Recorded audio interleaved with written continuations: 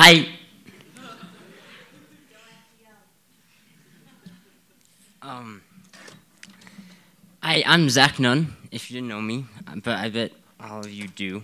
I spent my summer in San Diego. I was working at SDSU, San Diego State University, doing something with microbiology with Yan Wei in the rower lab.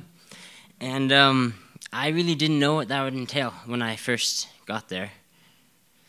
I lived with David Greenlee. He's a lawyer, a bachelor lawyer in Kensington. And he ate out a lot, so he'd come home at like 11 o'clock and there was no food in the house. But he had a nice house.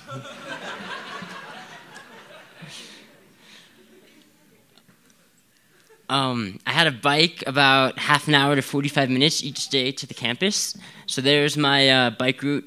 I biked home on that route on some pretty big roads, multi-lane highways, and then I went to the campus a different way because there was less traffic and I didn't want to get hit by a car. And then I did some other things too, like I went for runs. There's me on top of a hill, and you can see parts of San Diego in the background, and that's the Kensington sign, the neighborhood where I lived.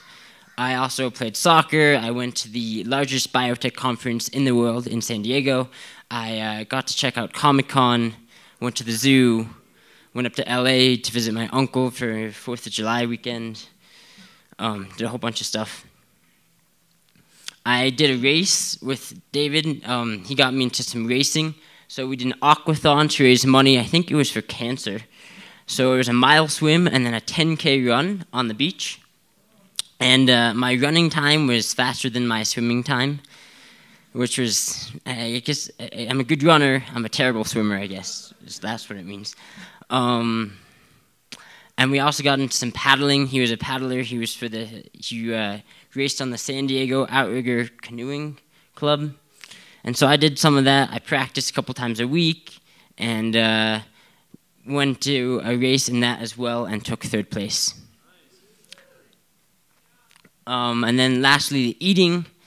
That's the farmer's market in San Diego. It's pretty famous, and like I said, there was no food in the house, so I had to go to like the 15 blocks of the store, or sometimes I was too lazy and I decided to go to the neighborhood pizza place, or sometimes I just didn't eat at all. I was too lazy to even leave the house. Okay, so the science, that's why I was there. I got to the lab in the beginning. Like I said, I didn't know what I was doing. I didn't even know for sure who I was working with. I had to go over the safety procedures. I had to learn everything, even the most elementary things that they knew. I didn't know, like what's a pipette? That is a pipette. And those are the tips. It transfers liquids. So like in chemistry, when you transfer, I don't know, a couple 200 milliliters into this and 100 milliliters of that and try and make something. Well, in microbiology, instead of doing 100 milliliters, you use 1/1000th of a milliliter. You use a microliter. So that's what those pipettes are for, transferring really, really small amounts of liquids to and from things. I worked with Yan Wei during my 8 weeks. She's a cystic fibrosis scientist. Cystic fibrosis is a genetic condition that it affects the transport proteins in epithelium cells. So what happens in the lungs, which is where all the problems arise, is that chlorine ions can't pass through the epithelium, and a bunch of mucus builds up on the outside of the cells inside the lungs. So you have a bunch of mucus in your lungs, and then the mucus breeds bacteria. And cystic fibrosis patients, they have to chronically fight off lung diseases until they die. The average lifespan is about 41 years, so they don't live very long because they succumb to like these lung diseases. So what cystic fibrosis people do, cystic fibrosis scientists, sorry, they're not trying to cure cystic fibrosis. They're just trying to find ways to have the people live better, kill the bacteria more quickly, better ways to kill the bacteria, I should say. There's Yan Wei. using a nano drop, as you heard from Sabina, showing me how to do it. And I started off wanting to learn what all this was about, how to do experiments, getting used to the lab. So my first experiment, my hypothesis was bacteria in cystic fibrosis patients will be more genetic resistant to antibiotics than bacteria in someone without cystic fibrosis, for instance. And I came up with this because cystic fibrosis patients, they take antibiotics every single day of their lives just to fight off the bacteria. So it's a pretty basic hypothesis, but just to get me started.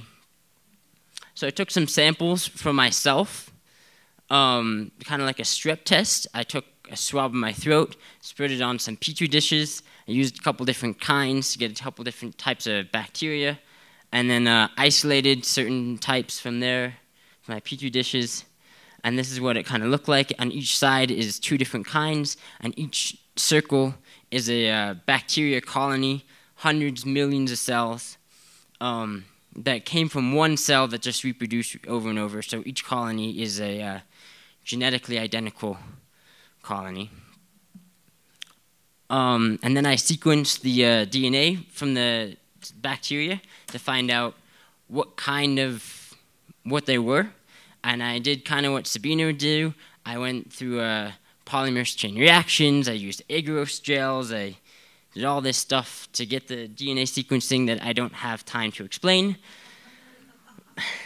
But I got this, which talked about the species. And so I got a couple different types of species: Streptococcus, Pseudomonas, Staphylococcus, Enterococcus, a whole bunch of types of bacteria and how well it matched to the data bank. And then I actually, after I knew what everything was, I could begin my experiments. So I did some growth curves, which measured the extent of growth of the bacteria over time, over like 24 hours, for example. And I wanted to test the growth under the presence of antibiotics. So the first one I used was gentamicin. It targets the ribosomes in the bacteria cells.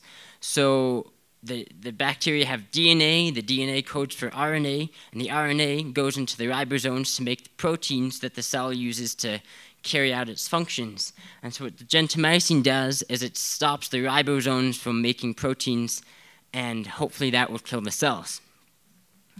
So here's some pictures of me making my 96-well plates, and each well has about 500 microliters of liquid in there. That's not 500, 50 microliters. 50 microliters is 1/20th of a milliliter. So really, really small amounts. And then you had to keep everything under a flame when you were doing the transferring, because the flame stopped other things from getting in. You didn't want there to be any contamination. So my first experiments with gentamicin, they failed. I even tried it again with gentamicin, and those failed too. Ultimately, the gentamicin wasn't strong enough to kill the bacteria. So I tried this new antibiotic called carbonicillin, penicillin-based. And I got this kind of data. So you can see for samples 32, 33, and 34, they're from myself, someone without cystic fibrosis. And you can see how the carbonicillin killed them off at all the concentrations except 0. And then for the Pseudomonas 1 and 8 and the Staphylococcus 25 samples from a cystic fibrosis patient, you can see that it didn't kill it off nearly as well. And then I actually did something called cell counts and a more in-depth process trying to figure out exactly how many cells are in each after. So I played something like that, more pictures. And not all of them worked. You can see here in this bottom left-hand picture, not all the lines, like there are supposed to be different amount of cells per each line because they're different dilutions, but they're all kind of the same, and it's because there is contamination or because I wasn't careful enough with my diluting. So you got to be careful of that. Got to be really precise. And then the one above it, it's glowing. That's a type of bacteria that produces something that fluoresces under ultraviolet light, which is kind of cool to see. And then after that, I used some artificial sputum. So the cells in the cystic fibrosis patient's lungs, they live in the mucus, not in like a lab-produced liquid. So I wanted to mimic the environment in the lungs by making this artificial sputum. It's like a mixture of a whole bunch of things, salmon sperm DNA for nucleic acids and some other things, and it looks like this goop. So I tried the same experiment again, except in this goop. And there's some of my plates, and then there's more glowing bacteria, and then I even wrote my name. I spread my name on the plates, and here's some graphs and stuff, and you can see how the antibiotics did work for samples 33, the healthy sample, and the Staphylococcus, but it did not work, and it made the bacteria grow better in sample 8, the Pseudomonas. And I'll get to that later, but it was kind of interesting to see, like, oh my god, the antibiotics made the cells grow more. So I tried the last experiment was with hyperbaric oxygen, because the whole time we want to find better ways to kill the bacteria. And so Jan Wei, my mentor, was experimenting with hyperbaric oxygen treatments. Hyperbaric oxygen is kind of like what you use when you go scuba diving to really great depths. You go into a chamber that's high pressure, 100% oxygen. And so experimenting with this type of treatment to kill the bacteria, because the antibiotics we were using, they target the oxygen pathways of the cells. When the bacteria breathe oxygen, the antibiotics enter them. When they don't breathe oxygen, it doesn't enter them, and a lot of these bacteria, they can breathe other things besides oxygen. So we're forcing them to breathe oxygen, forcing the antibiotics into them to see if that would kill them better. So that was my hypothesis, that using this type of treatment would work more. And then here are my graphs. And you can see how they worked for the Staphylococcus for both the cystic fibrosis samples and the healthy sample. Oops. But not for the Pseudomonas samples.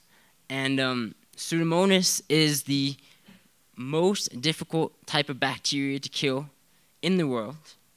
I was told this afterwards, but